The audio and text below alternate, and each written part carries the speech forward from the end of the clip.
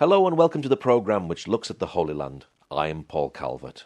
Acts chapter 8 verse 27 from the New King James Bible says this: So he arose and went, and behold, a man of Ethiopia, a eunuch of great authority under Candace, the queen of the Ethiopians, who had charge of all her treasury, and had come to Jerusalem to worship. I'm with Fanta Hun here at the Christian Media Summit. Now, Fanta, where are you from?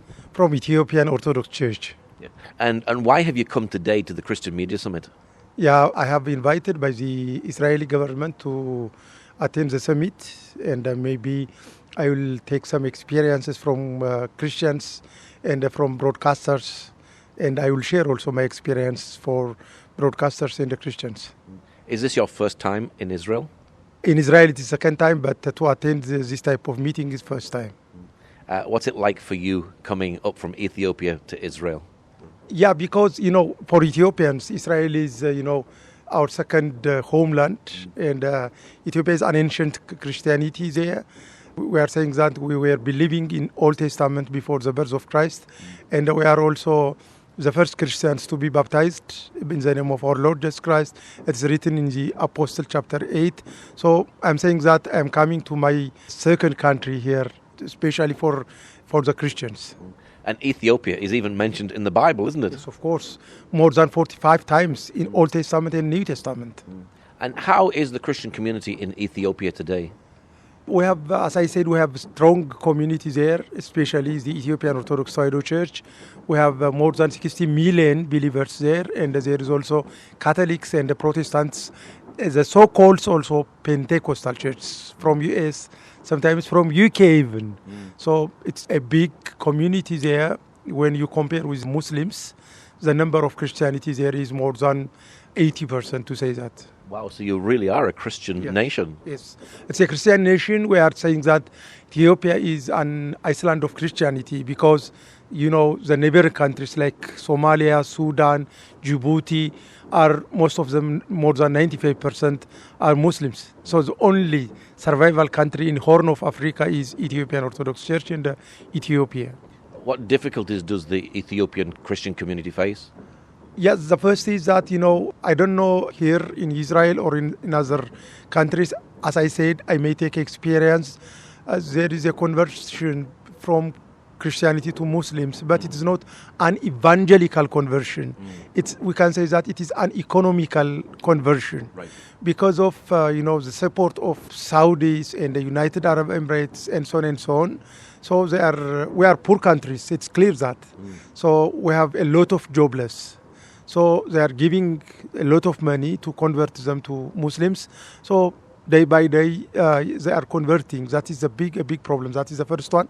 And the second one is there is also this the so-called fanatism or the Muslim murderers. They are coming now from foreign countries. You see when they dress, when they speak, hate speeching, hate preaching, and so on and so on. So we have this type of problem. So this is a big challenge for the Christian community. Not only in Ethiopia, it's worldwide, especially the African countries. Because of their poorness, they are coming first economically. They are saying that they are trying their best to support you, but it's not just like that. Then the second question is just to convert from Christianity to Muslims. But when you see also the Christians, when they support, they don't see their religion, but the human being. Whether he is Muslim or Christian, we are supporting him. But when you see in other ways, the Muslims, their priority is their faith or their religion.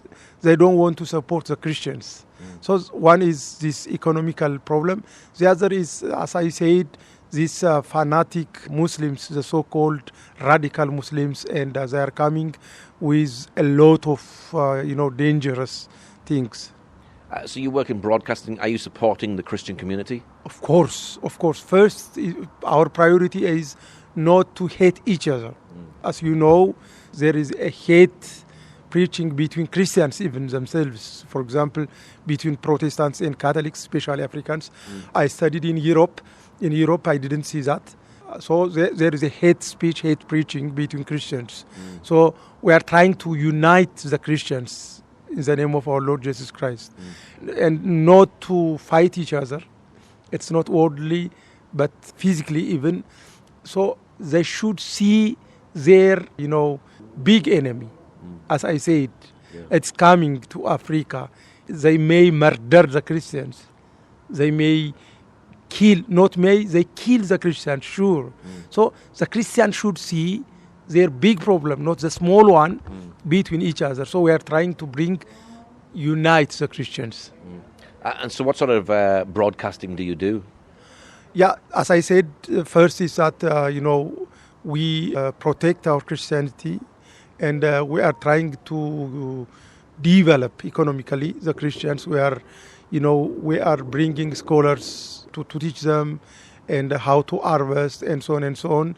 And not only also we are preaching them also, or we are broadcasting to help each other economically, not, physically. And we are trying to educate the people. Education is most important for Africans to come to be rich, or mentally and physically even. So we are trying to educate them spiritually and theologically and also worldly. Is there a love for Israel amongst the Christian community in Ethiopia?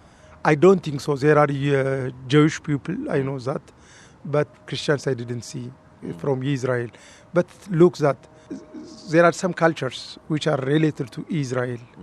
Since we are saying that we were believing in one God before the birth of Christ. For example, First King, you can read the relationships of Israel and Ethiopia between Queen of Sheba and King Solomon. So you may observe some cultures and some observances there. For example, Sabbath, the Saturday, is a holiday for Ethiopians.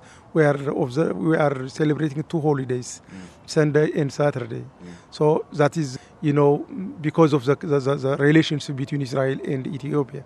The other thing is that you may get there also a special book, what we call, the researchers are Ethiopian Ethiopian Enoch book, which is coming from Israel, and a lot of how to sing, way of singing, way of worshipping is typically from Israel. So there is, elements of worshipping and reading and so on, but I didn't see the Israel Christians in Ethiopia. So this is something that needs to be worked on for the future, for the Christian community to have a heart for Israel, because that's part of what the Bible is talking about. Yes, of course. Brother, I want to use this opportunity to say something. We should support to each other, unless we will not survive in the world. The Christians, what I mean.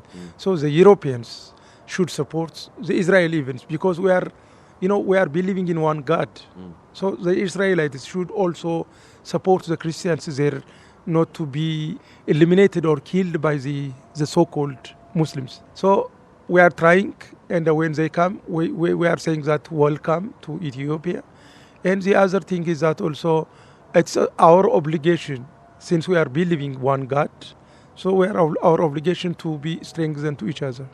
So you're here at the Christian Media Summit. Are you hoping to take away some of the things that you learn from here back to Ethiopia? Sure.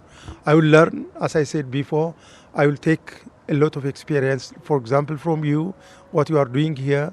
And also, I share my experience and my problems, what I'm inside. It's not a personal problem, but the problem of the Christians here in Ethiopia. And I may get solutions from the other countries, how do they solve their problems. So I will take a lot of things from this summit. What is your prayer for the nation of Israel? To have peace. That's my priority. So without peace, you cannot, live. So I pray to Israel to have peace and to unite her people and to live peaceful with her neighboring countries like Palestine and so on. What's your website for people who'd like to know more? So EOTC, Ethiopian Orthodox Tewahedo Church.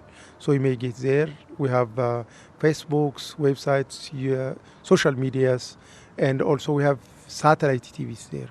Okay, thank you very much. Thank you very much. Thank you for joining us today. Pray that God will move by his mighty power in the Holy Land and bring his peace.